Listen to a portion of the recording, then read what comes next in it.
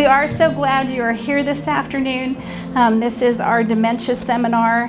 We're going to get some dementia facts from Kathy Adkins. Many of you will know her. She's a longtime friend of Asbury. She has been asked by the American Alzheimer's Association to be one of their educators. So we are excited that we could find the time to work all of this out. There's numerous handouts on your table, but there is one that's kind of small, and it's this one, the Empowered Senior Series. Kathy may tell you a little bit more about it, but it's a series that they are holding, and once you attend, you can get this stamped and go to Botanica. No, it's at Botanica. It's at Botanica. And you can get in the garden. Yep, a complimentary garden pass after every seminar. These are dates that are going to be happening at Botanica, and if you want to learn more or get a little more educated than these classes, is there a charge then for the class? Free. So it's all free, which we love free. It's a good thing. So if you would like a copy of this, because I don't have a lot of copies on the table, please ask me. I'm happy to run some off in the office before you go today and make sure you have the dates if you would like them. So, okay, I'm going to go do that while Kathy gets started. So Kathy's sponsor and mentor is Gus Torres. And so we're going to allow Gus to come on up here and introduce Kathy. Thanks, Chris. I appreciate it. Thank you. Hi, everybody. My name is Gus Torres. My You can wife move over it. there, Amy Torres, and my daughter, Zoe. And as a owner of a home care agency, we provide home care and assistance for seniors so they could become There you go. or stay independent in their own home.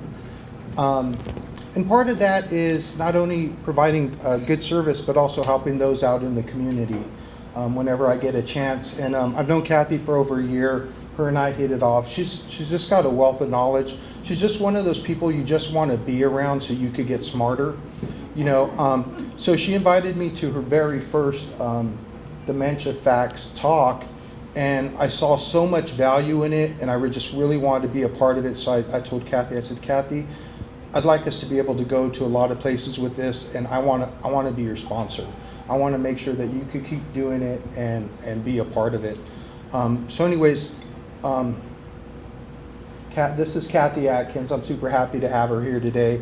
And she's going to tell you a little bit of stuff, a little bit about herself, and then she's going to go into her talk. So thank you very much. Appreciate it.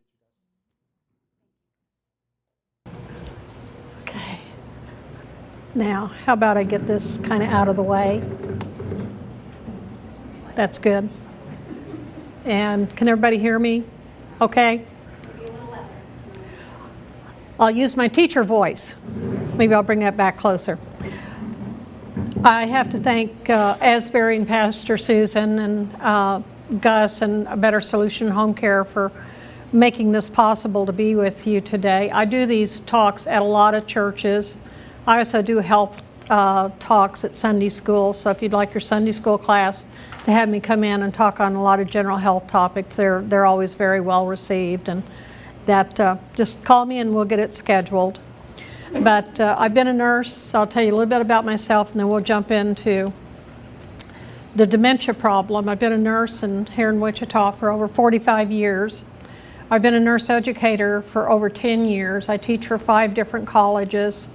I've got a couple of master's degrees. I'm working on a doctorate. I've got several certifications, and as Pastor Dennis used to say, I make him tired, which is kind of hard to do most of you know who Pastor Dennis is.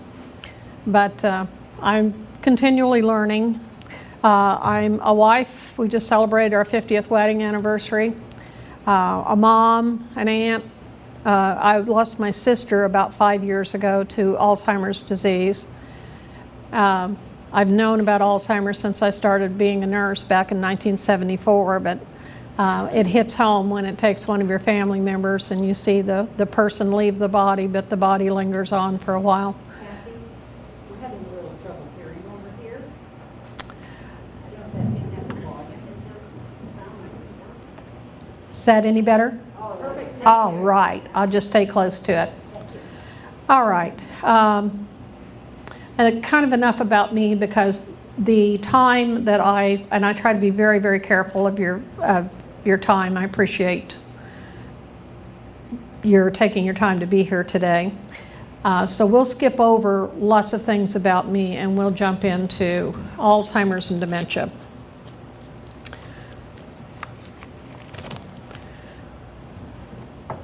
I used to say there were 13 different kinds of dementia. In the last month, they've decided that there are now 14 different kinds of dementia. Alzheimer's makes up 60 to 70% of that dementia population. Chronic traumatic encephalopathy that you've heard a lot about with football players, let me not get his name wrong, that Dr. Will Omalu discovered back in 2015 and had to fight the NFL to make them to actually admit that this was a problem. The only reason I bring that up is because I teach for the National Certification Council of Dementia Practitioners out of New Jersey. It's considered the gold standard for dementia care in the United States. And they, at the conference, brought up that we have dementia coming on that we don't even realize that's going to happen, and it's coming from younger people. Part of it's coming from younger people who are using illicit drugs in ways that nobody ever intended, and another part of it is coming from youngsters who are, through no fault of their own, out there in football, soccer, cheerleading, gymnastics, chronic head injury, chronic. You don't have to be knocked out to have a problem, but once you become unconscious, you're much more susceptible to further injury from there. So there's a wave of dementia that's coming at us, that we don't even think about and don't even really know about right now. I listened to a trauma conference with Dr. Graylinger. He's a neuroscientist, neurologist here in Wichita. And he said, I want you to think about this thing up here that is 2% of your body weight, consumes 20% of your body energy. And think about that. You'd think the heart or maybe the liver, those muscles would consume more. No, this consumes more energy than anything else in your body. He said, think about that as a big bowl of Jell-O. And in this big bowl of Jell-O, there are millions of these little trees, these really straight trees that are in there. And the first time that you have a concussion, the first time you don't get past what you meant to go to, some of those trees are broken. And those trees never line back up perfectly. Now your brain goes through a process between the ages of about 16 and 25. And this is a normal process it goes through. It's called pruning. Has anybody heard of that, about your brain doing pruning? It's the same thing as gardeners. You know, you go out in your garden and you look at the tree and you go, oh, it's so misshapen. I need to trim here and I need to trim here. Well, your brain, somehow, we are fearfully and wonderfully made, and we'll never understand why, the wherefores of all of our body processes. But the brain decides, well, you don't need that piece of information, and I don't think you need that one, and you certainly don't need that one. So I'm just going to snip it. If young people before the age of 25, because that's when they decided that the brain is actually formed fully, the drugs or the alcohol that young people take do this pruning. And there's no rhyme or reason to what it prunes. That's why you've all run into some young person who's been heavily involved in whatever, and you know that the lights are on but nobody's in the house, or whoever's in the house doesn't quite understand how to work the house anymore. So that's why I think it's important. I think it's really critical that I get out there to as many places as possible. I am the only dementia specialist in the state of Kansas. When I found that out, it was kind of like, are you kidding me? There was one other one, and she has just kind of vanished. And as I tell people, it's kind of like getting a drink from a fire hose anymore, because it's just a huge wave of people needing information. And I'm more than happy to get out there and do what I can. I am a teacher at heart. I thought being a nurse was the greatest thing in the world for 45 years. And then I found teaching, and I found out, oh, you can combine teaching and nursing, and this is really pretty good. So I have truly found my calling in that respect. But I want to talk to you a little bit about the impact on families. Families who care for a family member with dementia are not paid. I just sat through the Lunch and Learn with the Alzheimer's Association, and those are every month, and everyone is welcome to those down on East Douglas by the canal route. They had it figured out in dollars and cents, and it was so many billions of dollars that are lost, and more will be lost because families have to care for someone with dementia. Now, I'm going to pick on you two. You are both still working, you're both bringing in an income, and he has Alzheimer's. He's diagnosed with dementia or Alzheimer's suddenly. Who's going to care for him? You, right?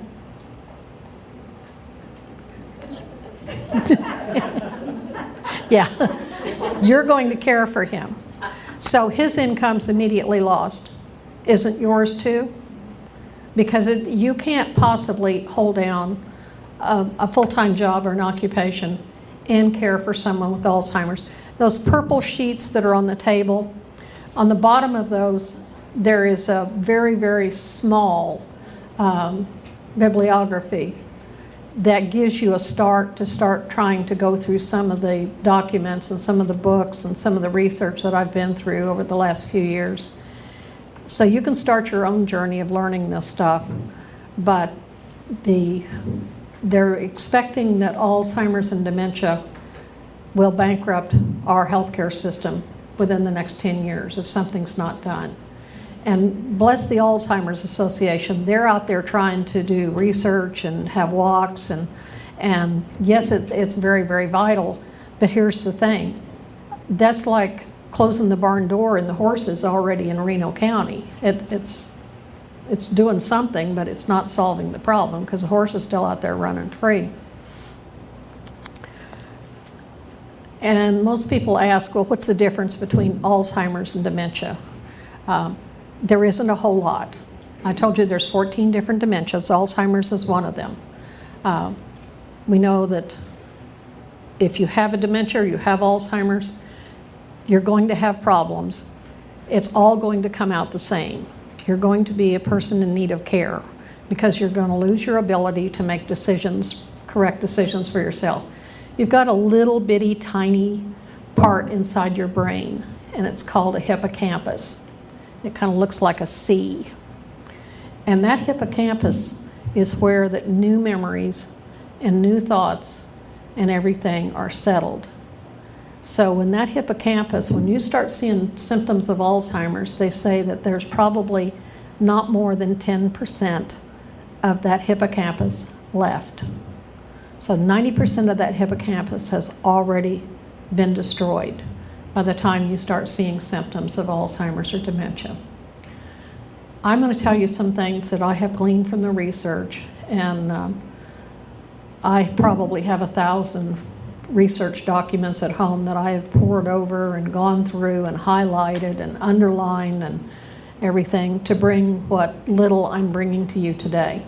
You also have some brochures and stuff on your table if you'd like to get with me outside of this, because there's no way in 45 minutes that I can go over everything in depth with you. And I work with a lot of different people, one-on-one, helping them keep things straight. They're also saying that Alzheimer's dementia starts 20 to 30 years before you see symptoms. And the medications that we have out there that treat the symptoms, the Namenda, the Exelon, and so forth. So that means that you probably ought to be on those 20 or 30 years ago, right? How come you're not? How come you're not on those medications 20 or 30 years ago? They didn't exist. They existed. Identified. How about money? Is your insurance company going to pay for something that you can't prove you have the problem? And I know some of you have had that terrible shock of going to the pharmacy, and I'll just use my eye doctor. Some of you I know have the same problem. I left work one day and I felt like somebody poured salt and sand in my eyes, and it was like, what is this? A little symptom called dry eye. Okay, went to the optometrist and he gave me a script. And I usually don't have my scripts filled at Dillon's, but this day I had to pick up some things for dinner, so I stopped by the pharmacist and I handed the little girl the slip of paper and I said, I don't want to fill this right now, but I need to know how much it is. And her reply was, I don't think I can tell you that. I said, were we just going to haggle at the cash register over the price? And about that time, somebody reached over her shoulder, snatched it out of her hand, and went somewhere I couldn't see. And we're talking about a bottle about this big, 2.5 mils. And they came back a couple of 3 minutes later, and they said, it'll be $400. I said, I want my piece of paper back. Thank you very much. And I got my groceries, and I went out to the car, and I called the eye doctor back, and I said, have you lost your mind? And he said, oh, that's okay. I can order you one that's only $12. Well, why did you write this out in the first place? You have been in this situation, I know some of you have, or you know somebody who has, that they've gone to the pharmacist and you about have a heart attack on the price. It's outrageous. I teach pharmacology for nurses, and I tell them I'm not a pharmaceutical friendly nurse because you're not sick because you lack pharmaceuticals in your body. But it's the best thing that the pharmaceutical company, you become a cash cow to them. I'm sorry to say that, but you are. And your doctor isn't trying to be part of this process, but I want you to think about who educates your doctor after he gets out of school.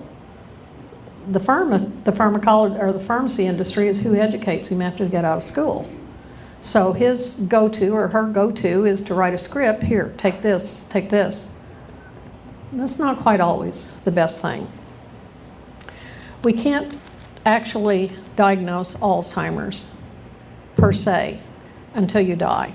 And we look at the brain and we section it and we say, yes, there's the tau plaques and there's the tangles. Now, it doesn't make a whole lot of sense, but I want, those skinny trees I talked to you about. You have an impulse, your brain, or you think, I want to raise my hand up. Well, your brain has to send this impulse through all these neurons, down the fibers, out to your hand to make the muscles contract to pick the hand up. Okay, that's good. But between these neurons, you have this little gap, and I want you to think about a horse on a jumping course. They run and they run and they jump, and they run and they run and they jump. Well, that's how the impulse does in your neurons. It travels down the neurons, and it has to cross this little, what they call synaptic gap, to get over to the next neuron. And there's lots of little chemicals in there that help that fire and get over to the next neuron to go do what it needs to do.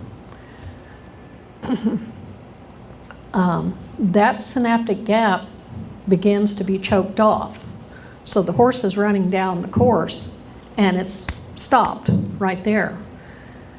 They have even discovered some things that are scary about, some of you take medications for gastric problems, gastric esophageal reflux, heartburn, so forth, Prevacid, Prilosec, Nexium. There's a plethora of them out there.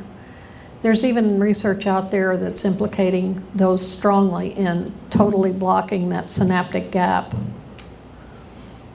So the nerve impulse can't go anywhere at all. Okay, so what do I do about my heartburn if you say I can't take those drugs? Well, you find other things, other ways to handle the problem if possible. And if pharmaceuticals is the only way, then it is the only way. But you need to enter into that relationship understanding that you're kind of inviting dementia into your life. There is a brand new F-18 PET scan. Sounds like a jet, but it's not. Or a keyboard, or a key on the computer board. And now they're saying that they can pick up the tau plaques and the tangles with this F-18 scanner. I'm sure it's extremely expensive. Caring for someone with Alzheimer's or dementia has proven to have a very negative relationship on your health, your employment, your emotional health, your financial security of many caregivers. There's a book that's listed on that purple sheet, and it's called The 36-Hour Day. It's not a new book, but it's a very accurate book. And I know some of you in here personally who have had to deal with this problem, and you know this is all too serious a fact, that it feels like you need 36 hours to take care of someone that has dementia, because you can never relax, you can never sleep, you can never let your guard down. You hear the silver alerts all the time. And every time I hear one, it's just wounds my heart to think that there has to be a better way to keep track of people. But when everything is said and done, you have kind of like two choices. Either home care, which is where Gus and Amy come in to try to help you take care of that situation, or we have facilities. And I know any number of you, because I'm right on the same age, gender with quite a few of you, you said, I am not going to a facility. I am not. That would be good if we always were able to make that choice, but sometimes there comes a time when that's just the question is not on the table anymore, because your family can't do it anymore. Alzheimer's is the 6th leading cause of death in the United States. Average length of age, or average length of duration, is 4 to 8 years, but it could last for up to 20. And, you know, finances always has to enter into some of this discussion. And I don't know if any of you have $5,000 to $7,000 to $8,000 a month set aside in your account to pay your mortgage. I don't. Well, that's how much a care facility is. And I'm not talking the top of the line. I'm talking average every day. And that's kind of a scary thing. My husband's 80, almost 81. We were driving home from the doctor's office one day, and I can't remember what the discussion was, but he said, you know, we probably ought to check into that long-term care insurance. I've had this discussion with him about 30 years ago, and he was not having it. And I said, honey, that ship sailed a long time ago, and I think it's sunk. So that's not even an option for you and I. And I said we'd have to empty all of our bank accounts and still be in debt to those people. And there's a number of companies who won't even accept people for long-term care insurance anymore. If you have it, you're a very wise person. If you don't have it, there are wonderful financial people out there that you need to go talk to. I'll be glad to put you in touch with them and see what you can do. But I'm telling you, it's kind of a scary future when you look at that kind of funds, because I don't think any of us in this room have that kind of money. So you're going to stay home and you're going to take care of the person with dementia. Okay? Long, arduous, difficult, frustrating. Here's my next question. Who's going to take care of them when you're gone? Women, we usually outlive the men. We're usually younger when we get married. You die, who's going to take care of him? I know you guys are really good and self-sufficient and everything, but you've gotten used to having somebody else do a whole lot of things. And when dementia sets in, there's even going to be a deeper hole that you're going to be in for that time, because there's a whole lot of emotional things that go through with this. Also want to remind you or tell you, there is a genetic testing. After 50 years of marriage, you run out of presents to give each other, you know, and I was sitting around thinking, what would be an interesting Christmas present to give my husband? And I thought, well, that 23andMe is on the TV all the time, and that would be really cool to know what the heritage was. And they're talking about this medical component to it, this medical profile, health profile to it. They're the only ones that have it. And I know I don't have any stock in 23andMe. So I got it for him, and it came back 4 weeks later, something like that. And what his nationality, that was interesting. He was kind of right, kind of wrong, families usually are. The interesting thing was it came back that he did not have the gene for Parkinson's. He did not have the gene for Alzheimer's. He did not have these other genes. That doesn't mean he's in the clear. It just means that the genes aren't there. So it costs sometimes you can get it on sale for $99, sometimes it's $149. And there are any number of people who say, well, I don't want to know. That's okay. I'm not sure I want to be tasked with the responsibility of knowing the day I die. Some people go, I want to have my things in order and I want to be able to plan. And other people say it's in God's hands and that's where we're going to leave it. There is no right answer to that question. It's what's right for you at the moment. But if you don't have the genes, that means you need to take some steps. And there are steps that you can take that are research-based that will help you avoid going down that path. Is it going to be 100% for everyone? Absolutely not. I don't think anything is 100% for everyone. But you're going to have a lot better chance of not having to go down that. We've got many 100-year-old people around that don't have any type of cognitive decline. They're just as sharp as a tack. Cake News did an article or did a story about a lady who's 105 and she's out buzzing around and driving and taking care of other people. So, it's just like heart disease. If you have the family history and you have the genes for heart disease, then you owe it to yourself and your family to take care of everything you can. As Dr. Barry Murphy used to say, if you have the genes for heart disease, you better modify all the risk factors that you can. And what I'll go over are some of the tips to try to think about making these changes, get your hands on some of those books and start reading. Knowledge is power.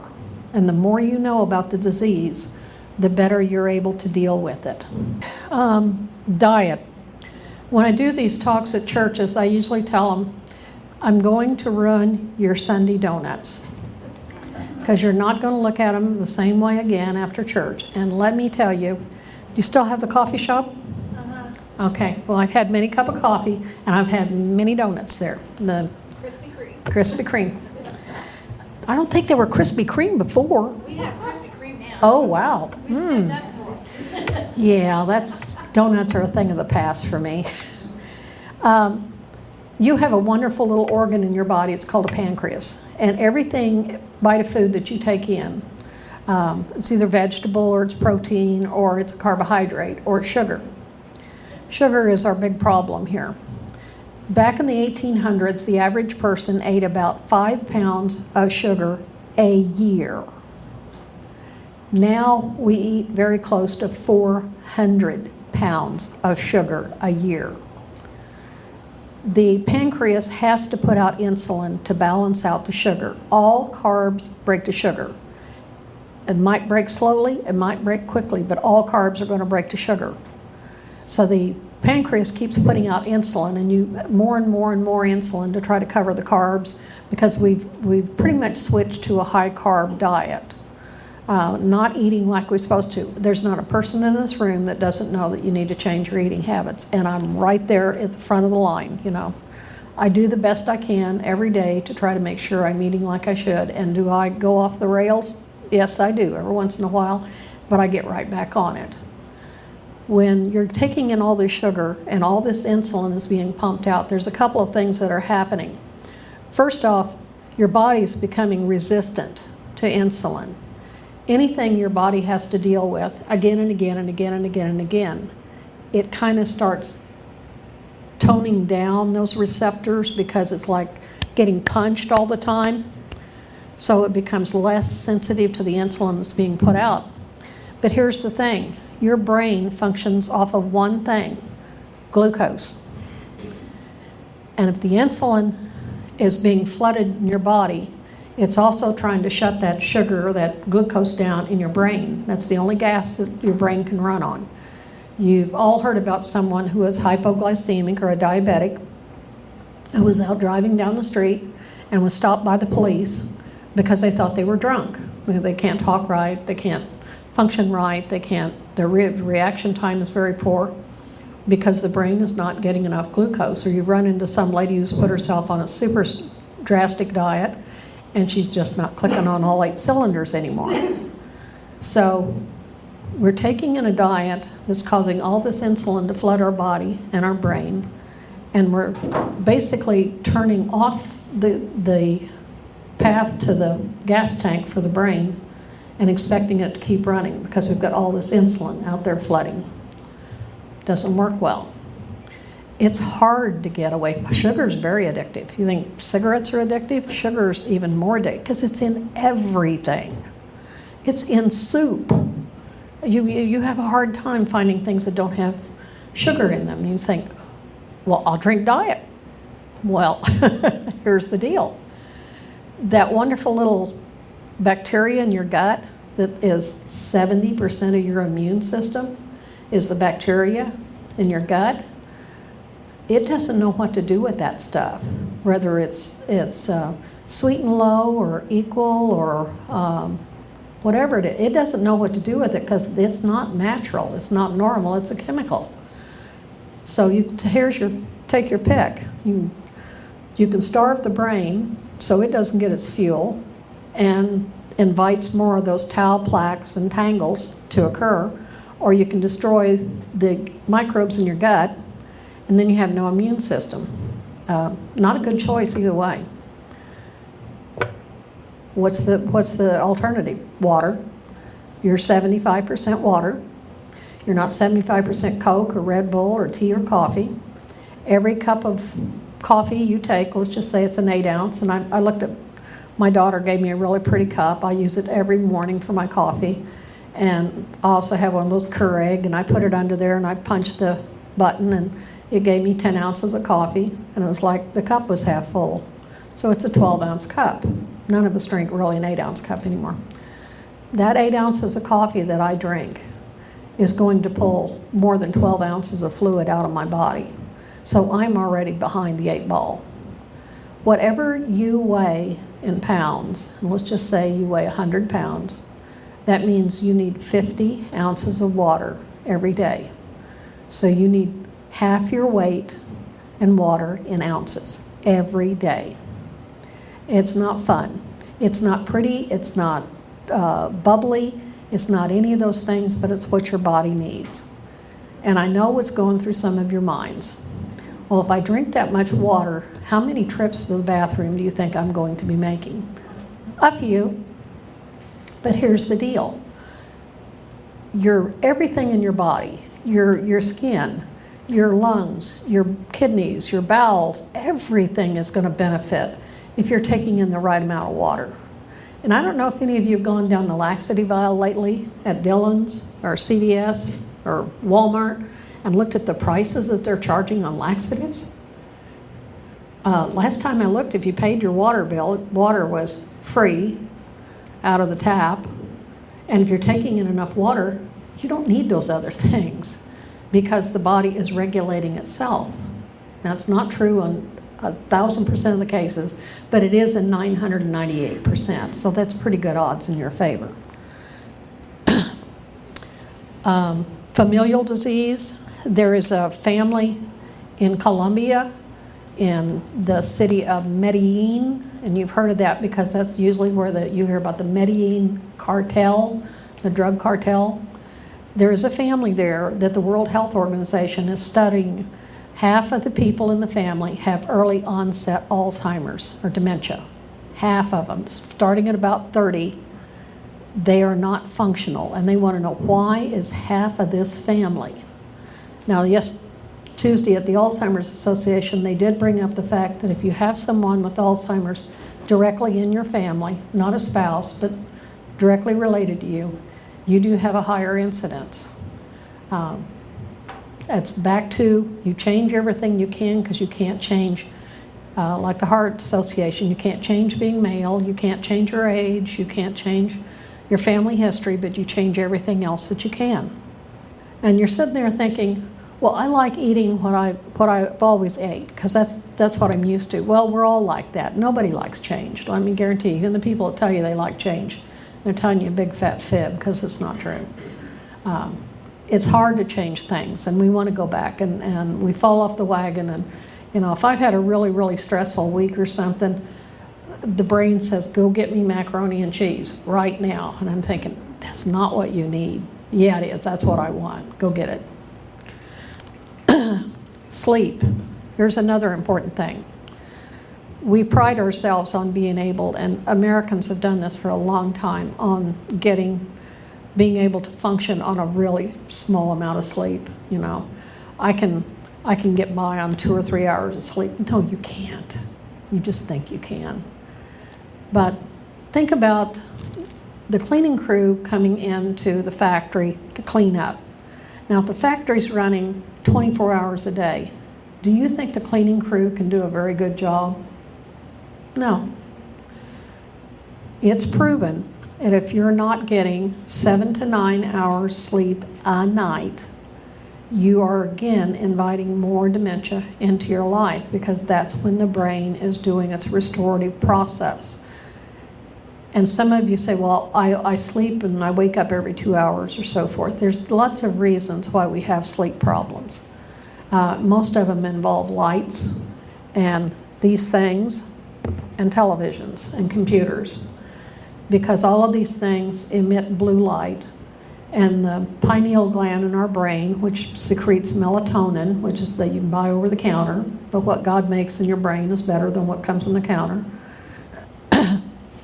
that as long as that blue light is coming into your eyes, the pineal gland is being told, it's daylight, I don't need to do this. This is for, it's back in the caveman days, it's daylight, get up and go find a saber-toothed tiger or a woolly mammoth and have fixed dinner, or it's dark, go to bed, period, end of story. Now we have almost universal 24-hour light if we want it.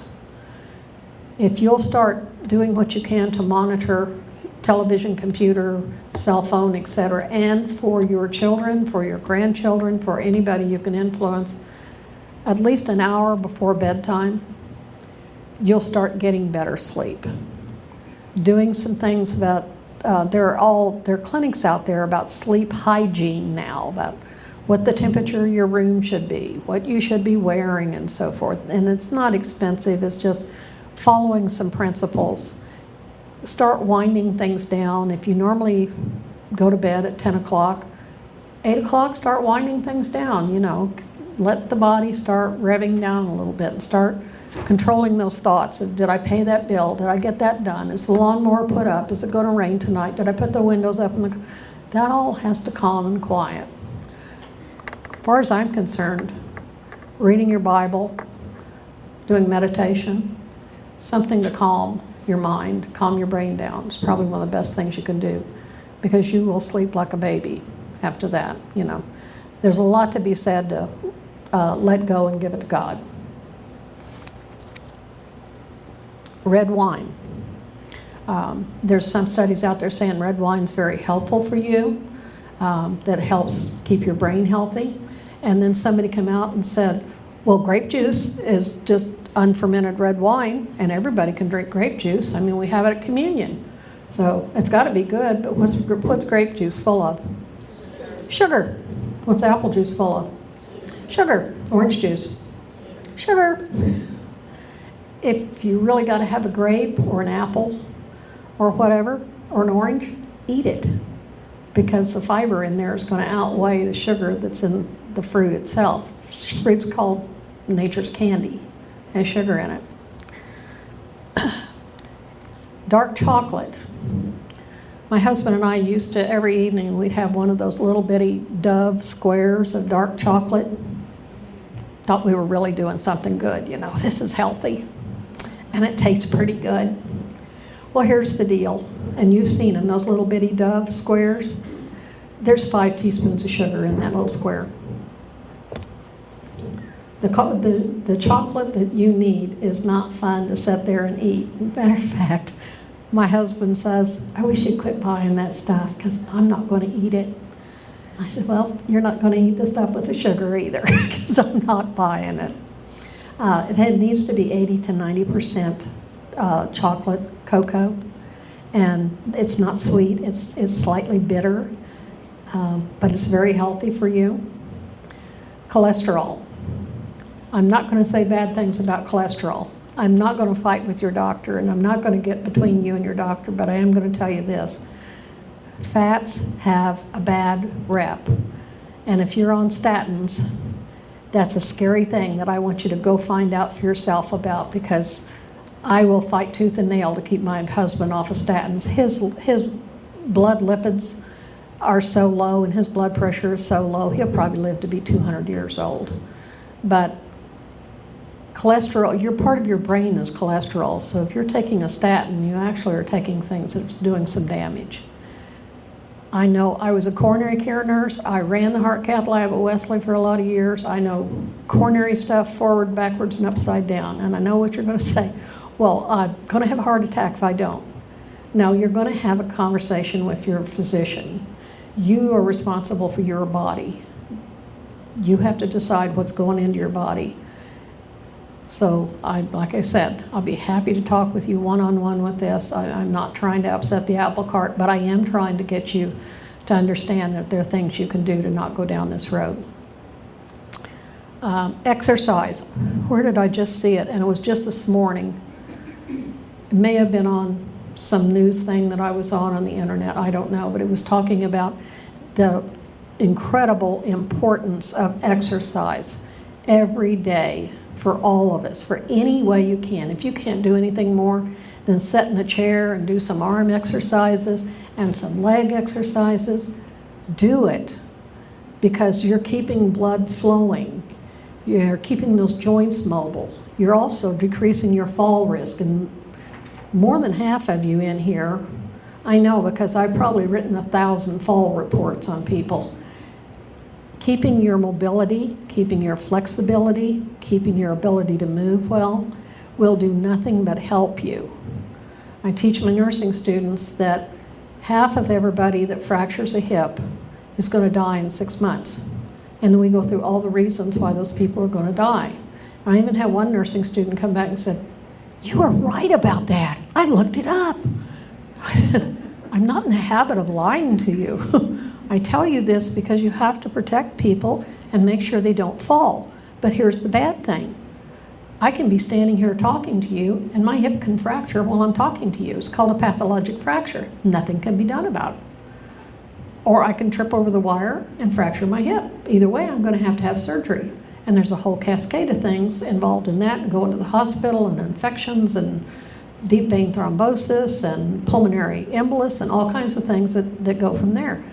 The big thing is, the more flexible you are, the more limber you are, the more active you are, the less you're going to invite these things in your life, including dementia.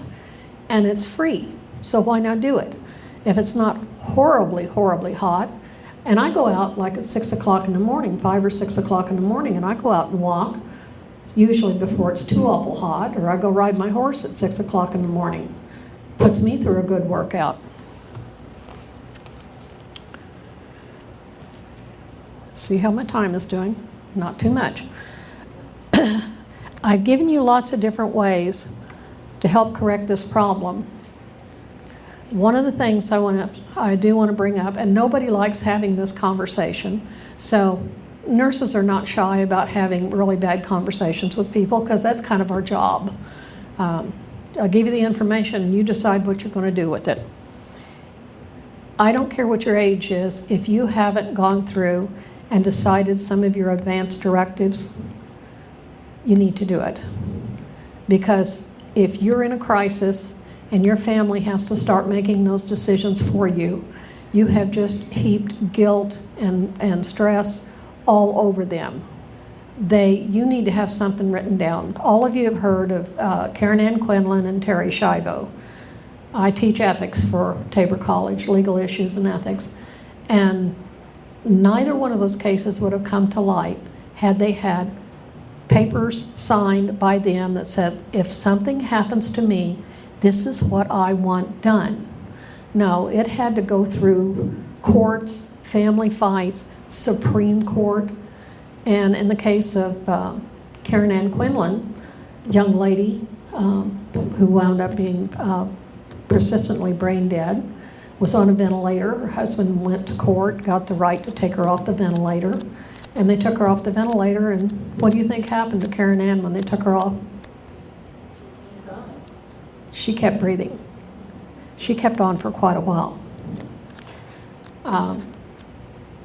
Had she had papers, if something happens to me, this is what I want done, she may not have gone on in the first place. She died about 3 or 4 years after they took her off the ventilator. But think about the stress on the family, the cost and everything else. And every once in a while you'll hear, oh, someone woke up after a coma, out of a coma after 10 years. You hear about that because it almost never happens.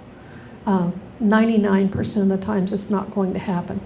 Then think about it. If you run a hospital and you couldn't make those decisions for yourself anymore, do you want somebody putting a feeding tube in you? Do you want to be put on a ventilator? Do you want to be started on dialysis? There's no right, no wrong answer. It's all up to you. But you're the one that needs to make those decisions and have those papers drawn up and have them signed. I have a copy. My husband and I have had them for years, have them with our doctor and our lawyer, and our children have copies of it, so they know exactly what to do if something happens. It just makes life a whole lot easier for everybody. If you haven't looked at your legal affairs, I just met with a financial advisor. My husband and I did, and not the first time I've heard this, that the husband and the wife had retired. They were quite happy with everything, and the husband died. He had been at Boeing for years and years and years, had a 401k out there. It was a substantial amount of money. His ex-wife was still on the beneficiary and was never changed over to his current wife. And his ex-wife got the entire estate. His wife of 30 years got nothing. These are not pleasant things to have to do, but it's not that uncomfortable to sit down and get them done and look at them and make sure everything is in order. The best we can hope for is that one day we're just going to go to bed and get all snuggy in our pillow, and when we open our eyes we see Jesus. And hallelujah, great. But sometimes it doesn't work out quite that well. If you've got Alzheimer's and dementia, what usually takes you is you lose the ability, your brain loses the ability to tell you what to do with fluids and food. So you get to a point where it's not safe for us to give you fluids because you're going to choke. And the same way with food. You're going to choke on the food. You're going to have aspiration pneumonia because it's going to go down in your lungs. Now, what your family has to decide, well, are we going to put a feeding tube in them? So you make those decisions and you let people know what they are. If you want a feeding tube, that's fine. But you're the one that needs to make those decisions. One other little thing, and then I'm going to open it up for questions. This is also a problem all of us have. Clutter, things, stuff. You need to start getting rid of some of that stuff now because the kids don't want all that stuff to have to take care of. There's a realtor here in town, the Ambrose team. Catherine Ambrose is who does the Empowered Senior Series, and that's a TV show on Channel 8 too. And she also has a component called Doodah Downsizing, and that's starting to get some of that stuff out now before somebody else has to deal with it.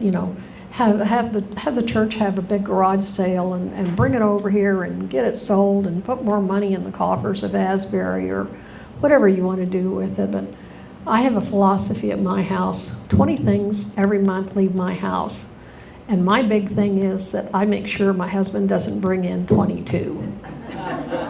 And it gets really sneaky sometimes. It's like, I'm probably the only woman in Wichita that cringes when I see the sign says garage sales and estate sales, because I'm praying that he doesn't get anywhere near that.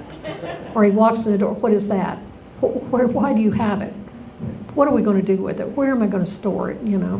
It's too much stuff. So start doing some downsizing. And we actually have a garage sale this upcoming Thursday and Friday. You're welcome to start dropping off stuff starting tomorrow. And I didn't even know that. Perfect timing. I was like, have your stuff. That's the biggest part. I've pretty much run out of time. We started a little late, so if you want to go a little longer, Okay. sure, we're all enjoying hearing what you have to say. I'm going to, since I've given you I've kind of given you your marching orders about diet and exercise and sleep. Oh, coffee.